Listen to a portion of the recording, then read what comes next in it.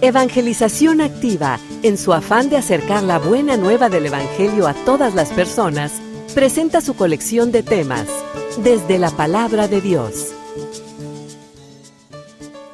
Y cuando cruces áridos valles, cuando te metas en la más negra de las noches, Él te ofrece su mano, su cayado, Él te sostendrá.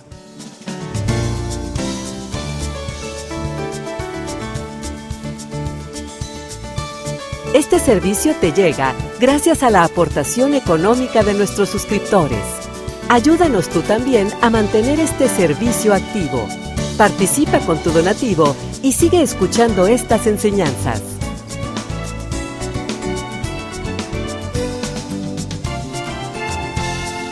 Esperamos que al escucharlos, la semilla del Evangelio dé fruto en tu corazón. Con ustedes, el Padre Ernesto María Caro.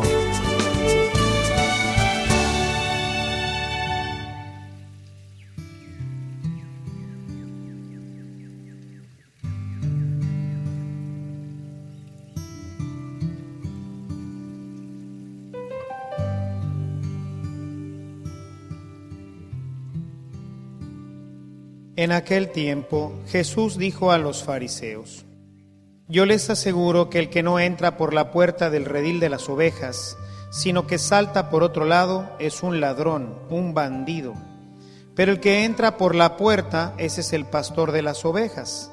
A ese le abre el que cuida la puerta, y las ovejas reconocen su voz.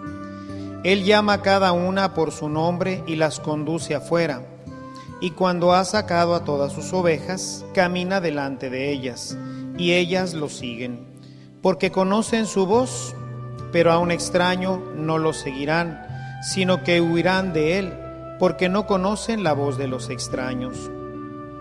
Jesús les propuso esta comparación, pero ellos no entendieron lo que les quería decir. Por eso añadió: Les aseguro que yo soy la puerta de las ovejas. Todos los que han venido antes que yo son ladrones y bandidos, pero mis ovejas no los han escuchado. Yo soy la puerta. Quien entra por mí se salvará. Podrá entrar y salir y encontrará pastos. El ladrón solo viene a robar, a matar y a destruir. Yo he venido para que tengan vida y la tengan en abundancia.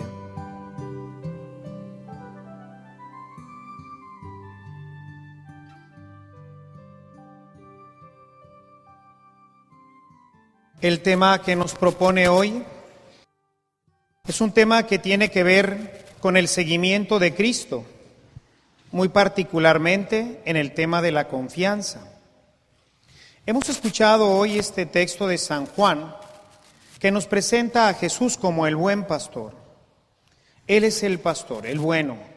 Él es el que conduce al rebaño hasta la casa del Padre. Hemos escuchado hoy en este texto cómo las ovejas escuchan su voz y lo siguen. Nosotros, de situación ya de nuestra vida moderna, que hoy nuestras comunidades pues son comunidades más bien orientadas hacia la vida industrial, hacia la vida comercial, y poco tenemos que ver con los pastores. En el tiempo en que Jesús predicaba, pues los pastores eran una cosa común, o sea, todo mundo los conocía, todo mundo conocía las ovejas. Nosotros, en el mejor de los casos, y eso el que sea así como de rancho, pues conocerá los chivitos, ¿verdad? Pero no tenemos ya mucha relación con este ambiente pastoril. Por eso es importante hoy que podamos extraer de este ejemplo de Jesús los elementos importantes para nuestra vida cristiana. ¿Qué nos quiere mostrar Jesús con este ejemplo pastoril? Escuchamos cómo las ovejas, decía ahorita, escuchan al pastor y reconocen su voz y lo siguen. Podríamos decir que la oveja va adquiriendo esta confianza con el pastor. El pastor va generando un ambiente de confianza en la oveja. La oveja sabe que cuando oye la voz del pastor, significa comida. Sabe que el pastor lo va a llevar a la comida, lo va a llevar a los buenos pastos. Hoy hemos escuchado en el Salmo 23 cómo el buen pastor lleva a las ovejas a los buenos pastos y a las aguas tranquilas. De manera que cuando oye la oveja al pastor, pues la oveja inmediatamente le sigue. Si lo pusiéramos en un contexto más cercano a nosotros, quien tenga un perrito, pues apenas si el perrito oye a la persona, inmediatamente para las orejas, la cola y empieza a rascar la puerta. No sé si les ha pasado, quien tenga esta experiencia. Nos damos cuenta de que efectivamente los animalitos reconocen la voz de sus amos y saben que cuando llegue el amo, pues va a haber galletitas, va a haber comida, y entonces se ponen muy contentos y lo siguen. A los otros les gruñen. El padre Scott, buen amigo mío, tiene ahí un par de perros más corrientes que la electricidad.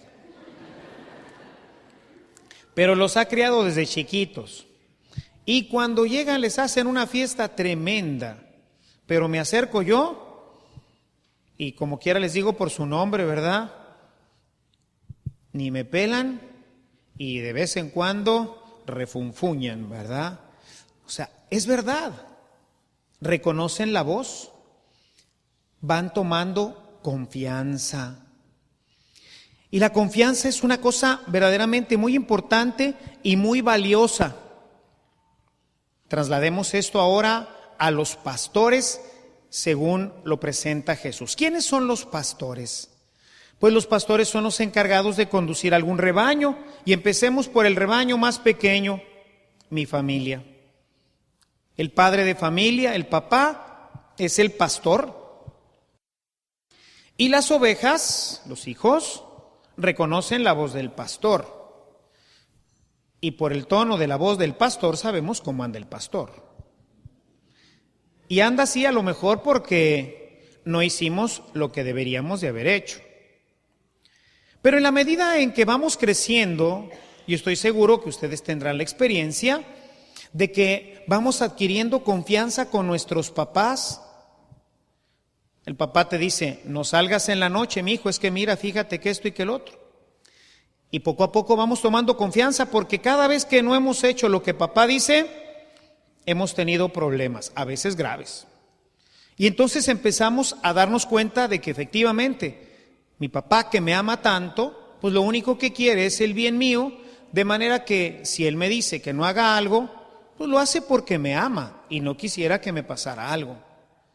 Voy tomando entonces confianza hasta el punto de que papá de repente me pide cosas que yo no entiendo.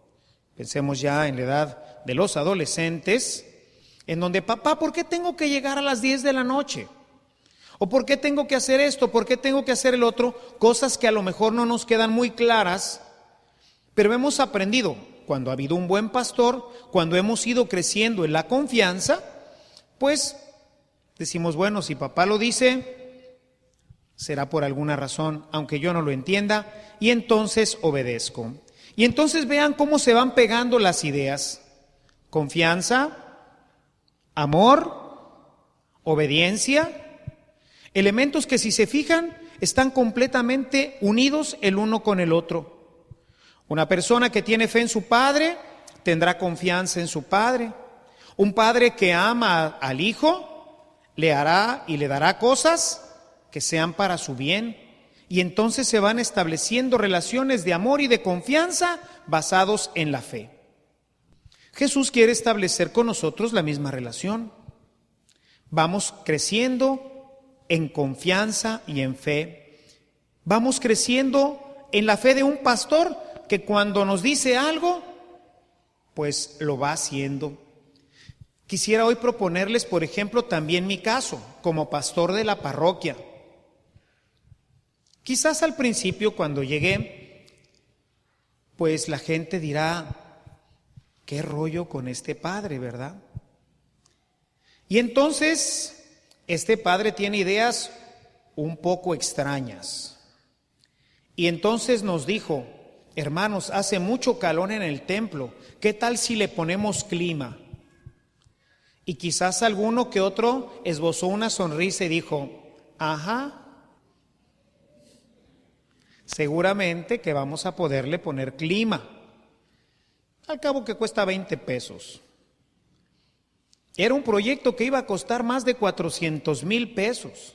En una comunidad, recordarán los que han venido caminando conmigo en estos años, pues que era una comunidad pequeña cuando empezamos. Mayormente formada por personas ya pues adultas, había pocos jóvenes, había pocos adolescentes, y entonces el padre dijo, hagamos una mega kermés, vamos a hacer la mega feria, que hoy es mejor conocida como la mega friega.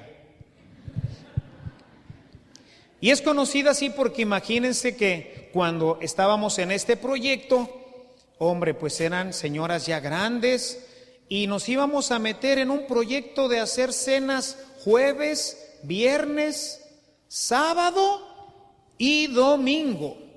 4 días de enchiladas y de friega. ¿Seguiremos al pastor? ¿Le haremos caso? Y luego para obtener 20,000 pesos, no creo que lleguemos a juntar 400,000 pesos. ¿Qué le pasa al padre? Sin embargo, como venía seguido de una reputación, dijeron, ¿y qué tal si sí le sale al padre el asunto? Así que se animó la raza y nos metimos una mega friega de 4 días. Y hermanos, hoy estamos muy cómodos en el templo. Gracias aquella pequeña comunidad que creyó y confió en que esto se podía hacer. Y después les dije, oigan, ¿y si hacemos una torre? Padre, una torre cuesta mucho dinero. Poquito, 1,000,000 de pesos. ¿Qué tanto puede ser? ¿Cómo ven? ¿Confían? ¿Creen que lo podemos hacer? Confiaron, creyeron, siguieron al loco del padre y ahí tenemos una torre. Y luego dijimos, vamos a ponerle vitrales y vamos a cambiar el órgano y vamos a cambiar las bancas y vamos y vamos y vamos. Y hoy, hermanos, tenemos todo esto. ¿Por qué? ¿Porque el padre lo ha hecho? No, porque la comunidad ha creído, ha confiado y se ha puesto a trabajar. Quizás la muestra más impresionante que yo tengo de la fe de esta comunidad. No sé si ustedes recuerdan hace 3 años cuando hubo un ventarrón terrible en Semana Santa, que se cayeron postes y se cayeron, todo lo que se podía caer se cayó. Y nos quedamos sin luz toda la Semana Santa. Yo andaba como loco tratando de conseguir una planta de luz que no conseguíamos porque todo mundo pues andaba comprando plantas de luz. Y bueno, pues la gente no sabía, el miércoles estuvimos aquí a oscuras, pero el miércoles era nada más la recepción de los óleos. Y entonces estaban aquí pues un buen grupo de gentes con unas velitas, usamos el payasito, este aparatito que tenemos que le llamamos payasito, con pila, y con eso hicimos la celebración a oscuras completamente. Pero venía la grandísima celebración del Jueves Santo, una fiesta esperada por toda la comunidad. Y yo en lo menos que pensaba si iba a venir gente o no iba a venir gente, yo necesitaba ponerle luz a esta cosa. Finalmente conseguimos la planta y estuvimos trabajando toda la tarde porque había que cambiar una serie de circuitos para poder adaptar, para que la planta pudiéramos tener energía, por lo menos luz en el templo y que pudieran sonar los instrumentos. Iba a tocar Jaire. Oigan, pues así yo todavía todo chorreado y todo mugroso después de haber estado trabajando todo esto, pensé que aquí adentro iba a haber 20 gentes. Sin luz, en toda la colonia no había luz. Bueno, ya no digamos en toda la colonia, en gran parte de Monterrey no había luz. Oigan, y que entro y se me enroscaron los calcetines. El templo estaba a reventar, a oscuras completamente. Se fueron metiendo a oscuras. Y cuando le digo a Casco que me estaba ayudando, enciéndele, y que se enciende esto y que veo a toda la gente, se me enroscaron los calcetines. Dije, Señor, estos hermanos sí tienen fe. Tienen fe en ti, en que tú ibas a hacer algo para que aquí hubiera luz, y tienen fe en el destrampado de su pastor, que de alguna forma enchufa las cosas para que jalen. La fe en el pastor. Jesús hoy nos invita a confiar en Él, a creer en Él. Él es el buen pastor, Él es el que nos lleva a los buenos pastos y a los lugares tranquilos. Él es el que nos va a llevar hasta la casa del Padre. Por eso la oveja escucha, dice, ¡ay, es el buen pastor! ¿Qué dice el buen pastor? Pues lo que diga hay que hacer, porque Él es el que me lleva por el buen camino. Pero hoy no quisiera solamente hablarles de esto, sino de algo mucho más grave y mucho más importante. El buen pastor no solamente nos ayuda a llegar a la casa de Dios y hace que las cosas salgan bien, sino que el buen pastor nos ayuda a cruzar los momentos difíciles. El salmo que leímos, el Salmo 23, dice que cuando paso por valles oscuros, su vara y su cayado me dan seguridad, me sostienen. Todos, absolutamente todos, hermanos, vamos en algún momento de nuestra vida a entrar en uno de estos valles oscuros. En algunos textos dice valles de tinieblas. Nuestro texto, si no me equivoco, dice en la más profunda oscuridad. ¿Qué pasa cuando tú entras en un valle de oscuridad? Todo iba muy bien en mi vida y de repente empecé a tener un dolor, o mi esposa o mi hijo empezó a tener un dolor y lo llevamos al médico, cáncer, en estado tremendamente avanzado. Y en ese momento se pierde la sonrisa, se pierde la esperanza, se pierde la luz y entramos, hermanos, en un valle de tinieblas, en un valle de oscuridad. ¿Qué hace la gente cuando no confía en el Señor? ¿Qué hace la gente cuando no ha aprendido a confiar en el buen pastor? Les voy a decir qué hace. Va a ver a los brujos, termina viendo a los hechiceros, se cambia de religión, le busca por todos lados, pierde la paz, se llena de angustia y entonces el valle de oscuridad se hace verdaderamente tenebroso. Todos podemos vivir una situación como esta. Estábamos muy bien, un buen empleo, teníamos nuestro buen automóvil, viajábamos, tenía para pagar bien las escuelas de mis hijos, todo sonreía, el día estaba hermoso, pero un día se empezó a nublar y entonces se perdió el empleo. Y han pasado 1, 2, 3, 4, 5, 6, 8, 10 meses y no hay trabajo. Y la oscuridad se hace densa.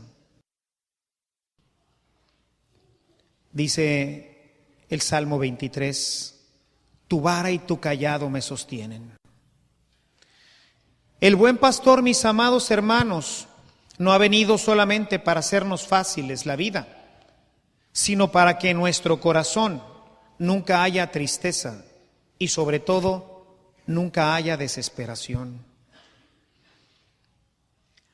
El Salmo 127, en los primeros 2 versículos dice lo siguiente: si el Señor no construye la casa, de nada sirve que trabajen los constructores. Si el Señor no protege la ciudad, de nada sirve que vigilen los centinelas. De nada sirve trabajar de sol a sol y comer un pan ganado con dolor, cuando Dios lo da a sus amigos mientras duermen. Hace muchos años, cuando yo empezaba mi vida cristiana, uno de los salmos que más me llamaron la atención fue este. Y dije, ya sé de qué se trata este tema. Se trata de hacerse amigo del buen pastor. Se trata de hacerse amigo de aquel que nunca falla, que en los momentos de dificultad estará conmigo, que me sacará del hoyo, que me protegerá, que me librará de todo aquello que pueda llenar de angustia y de dolor mi corazón. Él da de comer a sus amigos mientras duermen. Dije, este es el tema. Él es el que seguramente no me va a fallar. Y mis amados hermanos, yo conocí al Señor a los 20 años y no me ha fallado. Hay un salmo, el Salmo 37,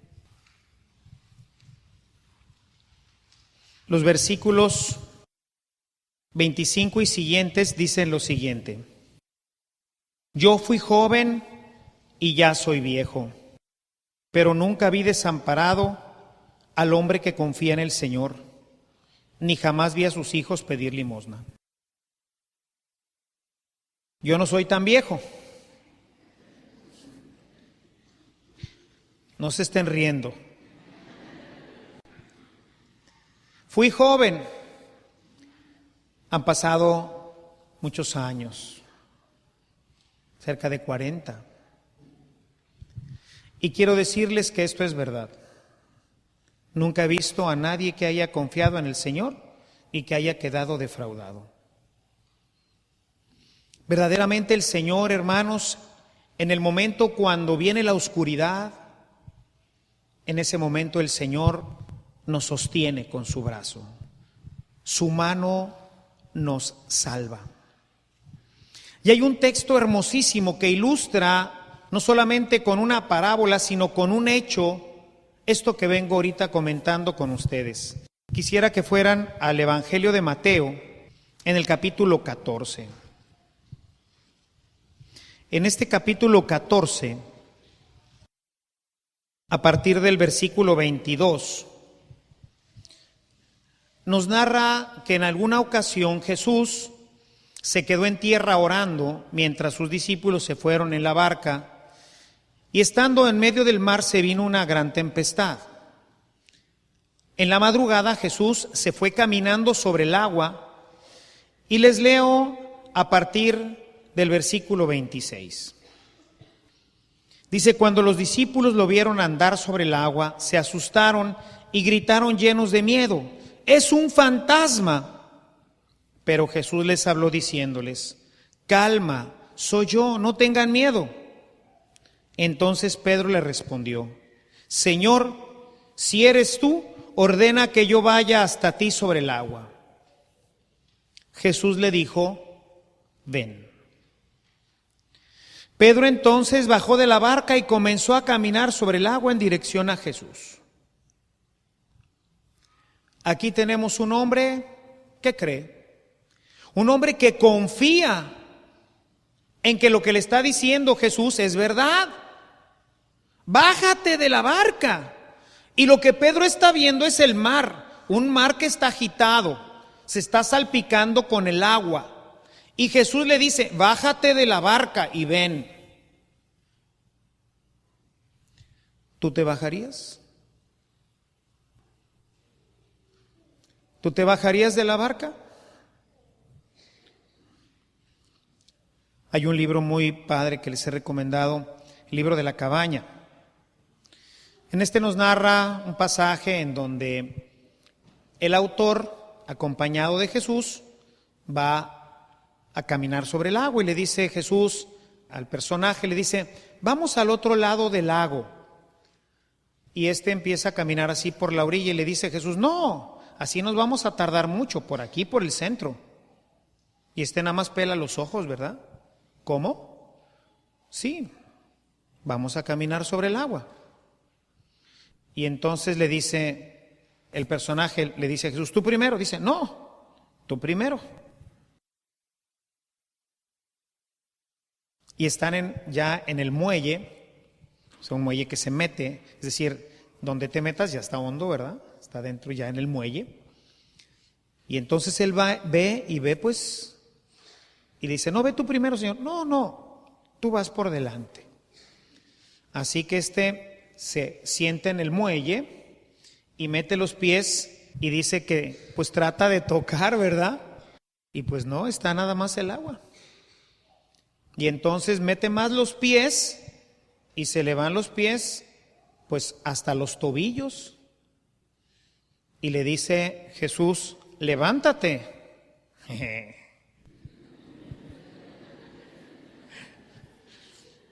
Levántate y camina. Y entonces él confía, se levanta y está parado en el agua. Con el agua hasta los tobillos, ¿verdad? Hasta le echa mosca a Jesús porque se le mojaron todos los pantalones, y es que Jesús le dice, tienes que remangártelos antes de cruzar un lago.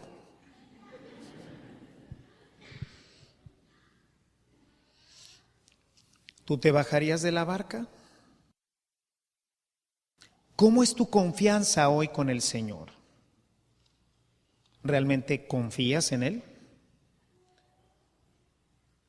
Así, a este nivel de pararte sobre el agua cuando tú ves que las cosas pues se mueven.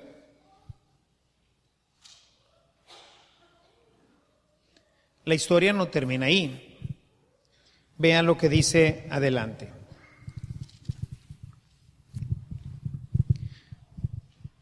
Verso 30. Pero al notar la fuerza del viento tuvo miedo y como comenzaba a hundirse gritó, sálvame, Señor. Verso 31. Al momento, subrayen esa palabra, al momento, Jesús lo tomó de la mano y le dijo, qué poca fe tienes, ¿por qué dudaste? Al momento lo tomó de la mano. En cuanto Pedro le gritó, Señor, sálvame, en ese momento lo sacó. Es decir, Jesús no estaba a 2 metros o a 5 metros o a 7 metros. Jesús estaba siempre junto a él, porque él no le dijo que se bajara para ver si se ahogaba. Él estaba junto a Pedro. Y en cuanto Pedro tuvo miedo, en cuanto se empezó a hundir, le dijo, Señor, sálvame. Dice, inmediatamente en el momento lo sacó del agua. Hermanos, Jesús no está jugando con nuestra vida. Jesús está caminando con nosotros en medio del mal picado, en medio de la oscuridad más densa que pueda vivir una persona. Ahí está Jesús. Ahí te va acompañando, sosteniendo. Pero necesitamos aprender a confiar en el Señor. Necesitamos aprender a confiar en el Señor. A saber que nunca nos va a dejar solos. La gente a veces piensa que en el cristianismo todo le va a ir siempre súper bien y se equivoca. Los valles oscuros los cruzan los cristianos y los no cristianos, porque todos podemos perder el trabajo, a todos se nos puede enfermar un hijo, todos pueden tener problemas gravísimos en su vida. A todos en un momento dado se nos puede sumir el mar. Tengo un buen amigo, muy buen amigo, excelente. Un excelente cristiano, él y su esposa, provenientes de comunidades cristianas, se casaron siendo ya cristianos, empezaron a educar a sus hijos, 4 hijos, cristianamente, hacían oración todos los días, leían la palabra de Dios. Ellos pensaban que su vida iba a ser cercana al paraíso. Sin embargo, la mayor de sus hijas, una calamidad. Yo me recuerdo de ella desde pequeña, siempre rebelde. Y por más que le hablaban sus papás y le decían que el Señor y oraban con ella y por ella, era una huerca difícil. Las cosas se empeoraron en la adolescencia y se terminaron de complicar en la juventud. La niña se embarazó del novio. Mandó a volar a los papás. Dejó de ir a misa. Bueno, ya ni iba mucho. En ese tiempo renunció completamente a la fe. Se fue a vivir con el novio, que le daba una vida terrible. Los papás sufrían terriblemente. Ellos seguían orando por ella. Se entristecían cuando venía a la casa, porque a veces venía golpeada, pero no quería dejar al hombre con el que vivía, porque ni casada por el civil estaba. Llevó una vida terrible esta niña, terrible. Pero finalmente, después de varios años de vivir con este hombre, Dios hizo algo maravilloso en ella. Dios tocó su corazón. Regresó a su casa. Pidió perdón a sus papás. Regresó con una niña. Sus papás la perdonaron, la recibieron en su casa. Unos años más adelante encontró a un hombre cristiano, bueno, que la amó con todo y su hija. Se casaron y viven felices. Fueron al menos 10 años de sufrimiento terrible de mi amigo y su esposa. Terrible. Su hija. 10 años. 10 años de caminar en la más densa de las oscuridades y pedirle al Señor que la socorriera, que la sacara de ahí. Y ellos confiaban verdaderamente en que algún día algo sucedería. Y ocurrió. Pero fueron 10 años de oscuridad. 10 años de caminar en la más oscura de las noches. Pero eran hombres de fe. Habían aprendido a confiar en el Señor. Habían aprendido que el Señor jamás te defrauda. El Señor es el buen pastor. Y a veces entramos en el valle de la oscuridad, pero Él va con nosotros en el valle. Y su cayado nos sostiene en medio de la dificultad. En medio de esos 10 años, el único apoyo que tenían era la confianza en que el Señor no los dejaría ahogarse. Y así fue. Bienaventurado el hombre que confía en el Señor. Quisiera que leyeran conmigo este texto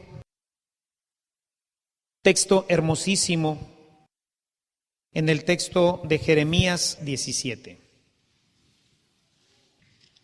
El verso 7 y 8. Dice: bendito el hombre que confía en mí. Está hablando Yahvé. Bendito el hombre que confía en mí y que pone su confianza. Y vean las imágenes tan tremendas con las que ilustra cómo es el hombre que confía en él. Dice: será como un árbol plantado a la orilla de un río, que extiende sus raíces hacia la corriente y no teme cuando llegan los calores, pues su follaje está siempre frondoso. En tiempo de sequía no se inquieta y nunca deja de dar fruto. Es decir, es verdad, va a haber momentos de sequía, va a haber momentos difíciles para este árbol, va a haber momentos difíciles para todos nosotros, hermanos, pero el hombre que confía en el Señor es como un árbol plantado junto a un río, que aunque venga el calor, no se preocupa. ¿Por qué? Porque sus raíces están hundidas en el agua. Porque cuando llega el tiempo de la sequía, sus raíces siguen dándole de beber y por eso siempre da fruto, siempre tiene paz, siempre tiene alegría. El Señor no nos promete prosperidad, te promete la paz, hacia aguas tranquilas te conduce. En verdes prados te hace reposar. Esa es la promesa del Señor. Y cuando cruces áridos valles, cuando te metas en la más negra de las noches, Él te ofrece su mano, su cayado, Él te sostendrá. Por eso dice, bienaventurado. Bienaventurado el hombre que confía en el Señor y en Él pone su confianza. ¿Por qué no confiar en Él? Pero todo esto, mis amados hermanos, es verdaderamente un entrenamiento. Bájate de la barca, Pedro. Y Pedro se ejercita en su confianza en el Señor, porque va a llegar un día en que lo van a llevar a la muerte por Cristo.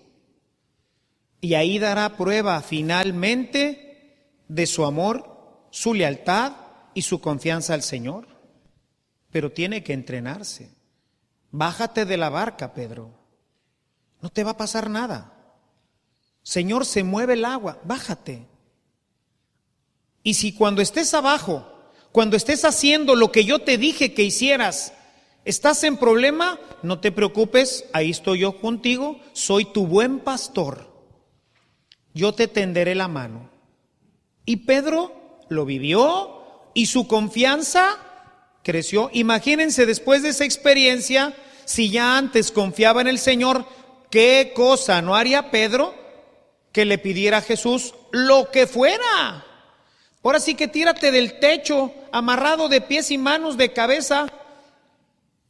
Pedro se hubiera tirado amarrado de pies y manos, de cabeza. ¿Por qué? Porque lo dice el maestro, porque lo dice el pastor.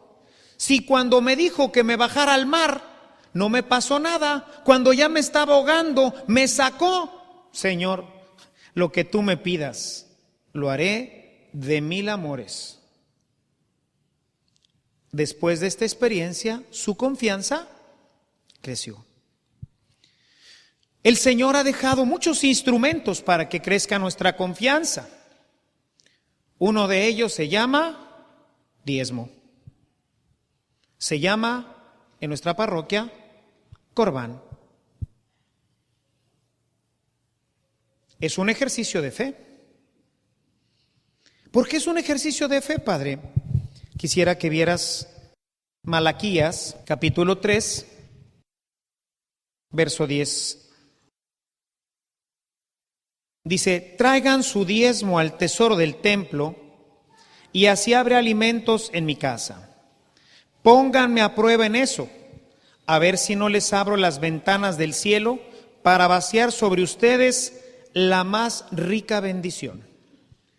Si se fijan, hermanos, no dice que para llenar nuestras bolsas de lana,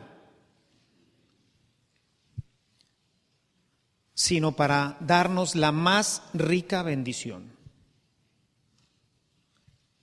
¿Te bajas de la barca? ¿Le crees al Señor?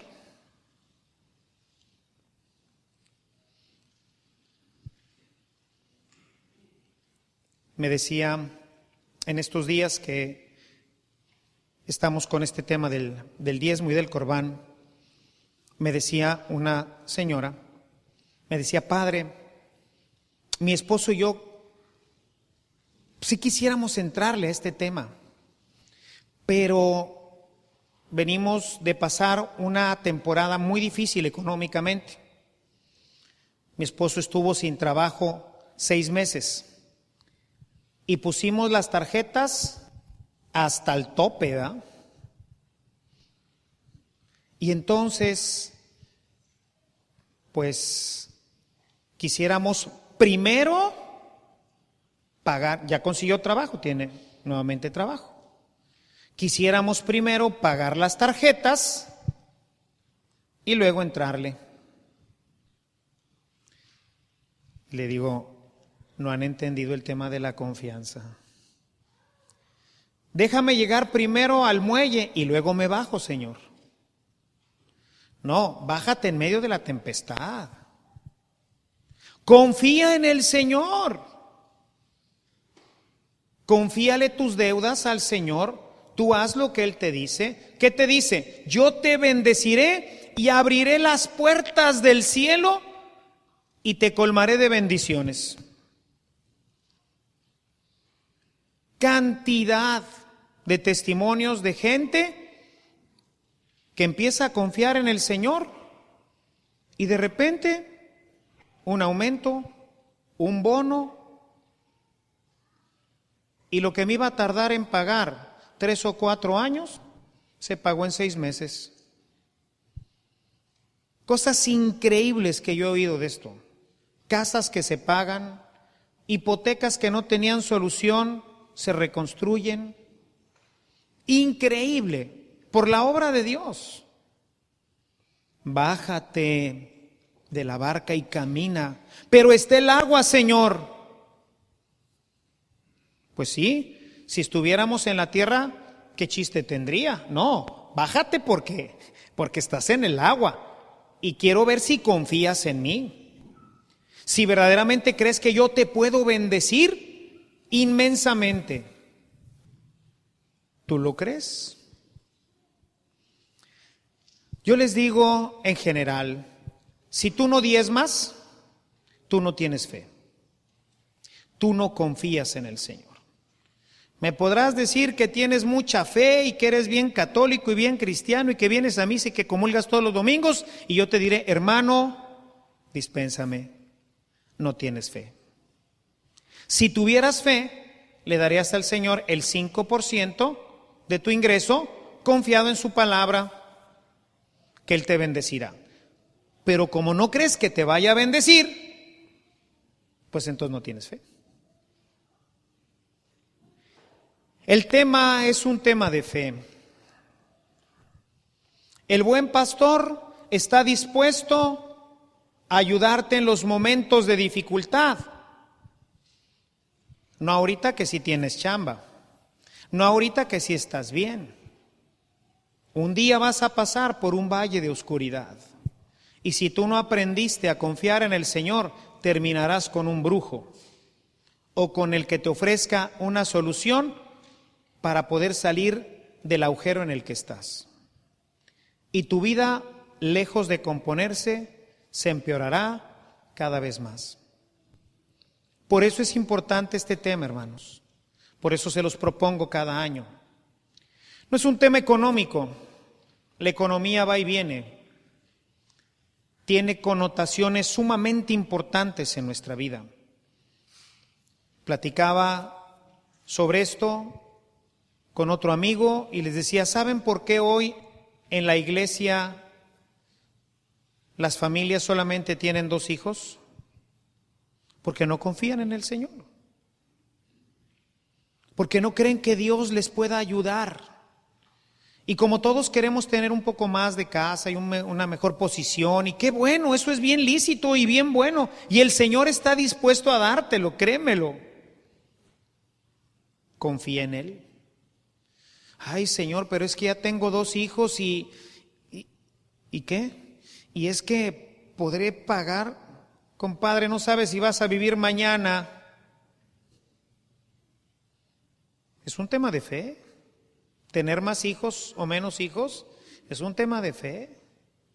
Es un tema de confianza en el Señor. Y así como eso, podríamos hablar de todos los temas, hermanos, porque todo tiene que ver con la confianza en el Señor. Y ya no se diga cuando estés en medio del valle de la oscuridad, como mi buen amigo, ¿verdad? Dios te libre de un caso como este, u otros peores o semejantes, en donde verdaderamente he visto familias destrozarse, donde he visto cosas bien terribles por la falta de confianza y de fe en el Señor. Hay que entrenarnos como Pedro, hermanos, hay que entrenarnos como Él. Hay que aprender a bajarnos de la barca. El diezmo es un tema de fe. Y no se trata de dar una cuota, por eso es un tema muy interesante y muy padre, porque se supone que desde los niños debían de entrar al tema del corbán. ¿Cuánto recibes? Ahora en la misa de 12, que vienen mucho más niños, les preguntaba, ¿verdad? Que cuánto, le decía a un niño chiquito, bueno, estaba más o menos chico, y le digo, ¿cuánto te dan de domingo? 20 pesos, y me dice, más, padre. Dije, oye, ¿tu papá no me querrá adoptar ahí?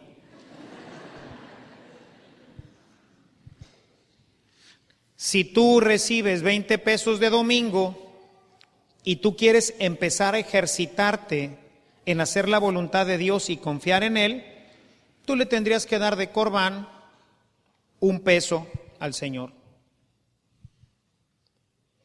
Pues no es mucho, ¿verdad? 1 peso. De tus 20 pesos, 1 peso. Claro que si ganas 20,000 pesos, y aquí es donde se va a atorar el asunto, si tú ganas 20,000 pesos, pues tú tendrías que darle 1,000 pesos. Y dices, ay, Carlitos, no, 1 peso sí se lo doy, hasta 20. La proporción es la misma.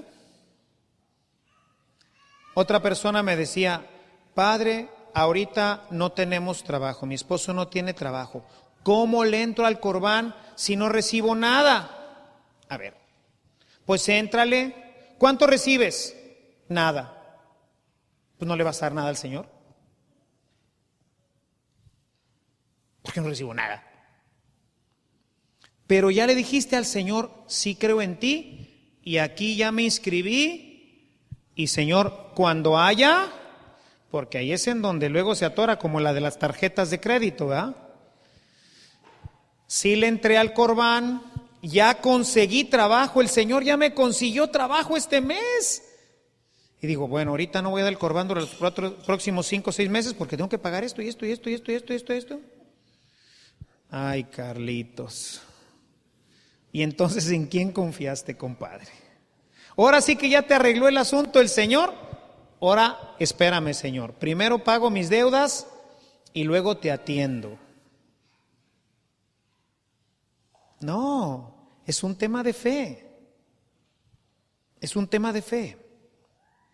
Yo quisiera invitarlos, mis amados hermanos, en este día del buen pastor, en este día que nos hablan de este pastor bueno, amoroso, de este pastor que nos conduce, de este pastor que sobre todo en los momentos del valle de oscuridad es capaz de sacarte adelante, que tú le muestres que sí confías en él.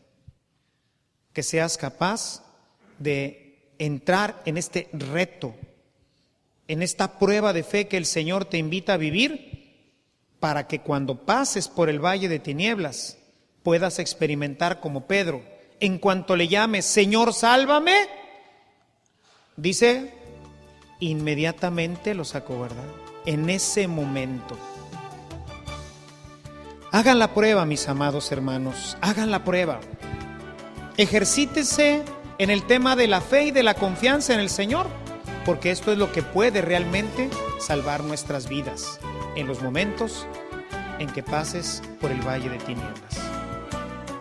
Hagamos esta experiencia y confiemos en que si nosotros damos lo que toca al Señor, el Señor abrirá las puertas del cielo y las ventanas y derramará sobre nosotros, como lo hemos leído, la más rica bendición. Alabado sea Jesucristo.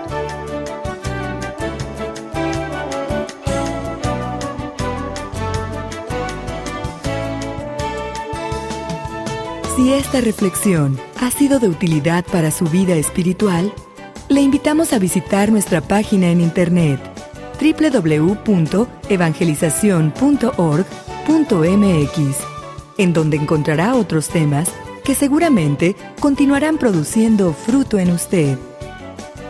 Que la paz de Jesucristo permanezca en usted y toda su familia, y que la ternura de María abrace su corazón.